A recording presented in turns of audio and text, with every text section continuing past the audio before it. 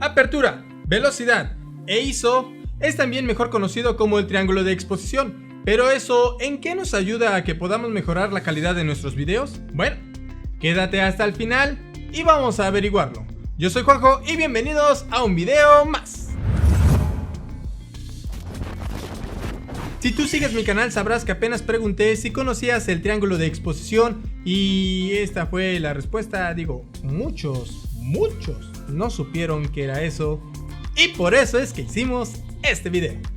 En realidad es muy importante que sepas qué es el triángulo de exposición y cómo poder manipular esos parámetros para poder mejorar la calidad de tu video. Pero antes te tengo que decir esto que es muy importante. Llegó el momento que todo hombre está esperando, en donde deja de jugar con las canicas o con los carritos y se vuelve un verdadero hombre y utiliza su cámara en modo manual. Comparo el aprender a manejar tu cámara como cuando te enseñan a conducir. Es un poquito complicado al inicio porque tienes que coordinar pedales, palanca, volante. Muy complicado. Así pasa con la cámara, pero cuando tú ya le agarras el modo, todo se vuelve muy práctico y ya literalmente muy mecánico. La ventaja es que aquí ninguna vida va a correr peligro a menos que le avientes la cámara a alguien. Lo dudo, porque te dolería mucho en el bolsillo.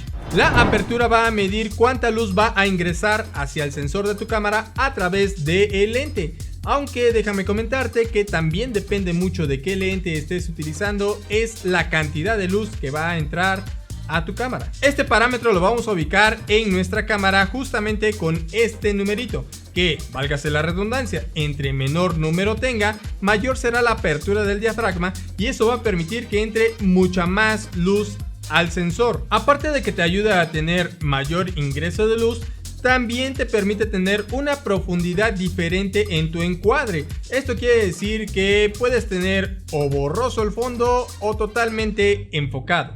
La velocidad es el que te permite abrir el prisma para exponer el sensor hacia la luz. Y eso lo podemos manipular justamente aquí. Entre mayor sea el número, más información de movimiento vas a poder captar. Aunque es muy importante saber a cuántos frames estás grabando para así saber cómo vamos a aplicar la famosísima regla de los 180 grados. Que bueno, eso te lo explicaré en el próximo video. Así que no te lo pierdas. Esto quiere decir que entre mayor velocidad tengas, mayor información vas a poder captar en tu video. Y si le aplicas poca velocidad a tu video, vas a tener una imagen un poquito desagradable.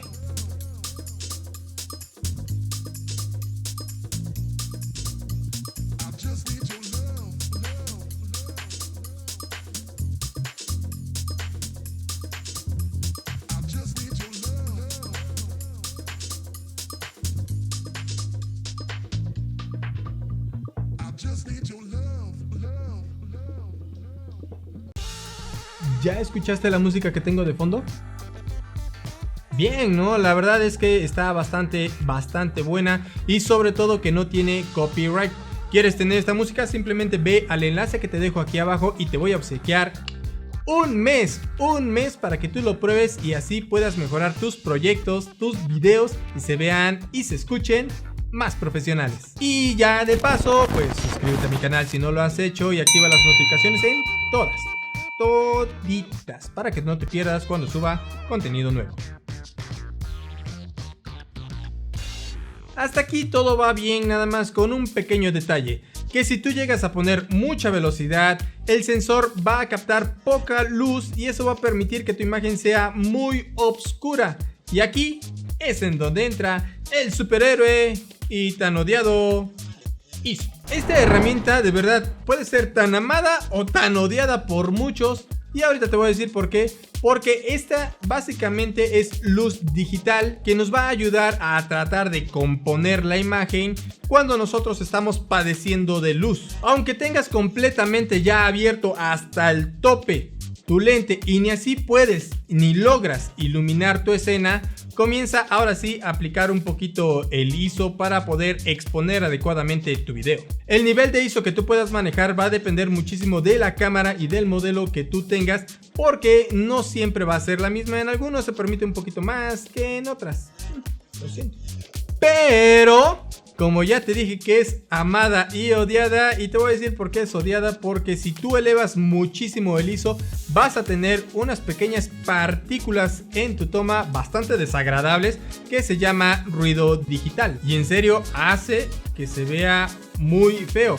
Sí se puede eliminar, sí, en postproducción sí se puede hacer. Déjame en los comentarios si quieres que te enseñe a quitar el ruido de tus videos. Es por eso que te digo que no abuses tanto del ISO y mejor utilices luces artificiales para que te puedas apoyar y pueda verse mucho mejor ese contenido. Y si no sabes cómo iluminar tu espacio, cómo iluminar tu escena, te dejo este video para que vayas y aprendas a utilizar la luz. Cuando aprendes a nivelar esas tres funciones, el panorama se te va a abrir y te va a cambiar brutalmente, tanto en fotografía como en video. Y de ti dependerá cuánto vayas a practicar día a día y así puedas mejorar la calidad de tus videos.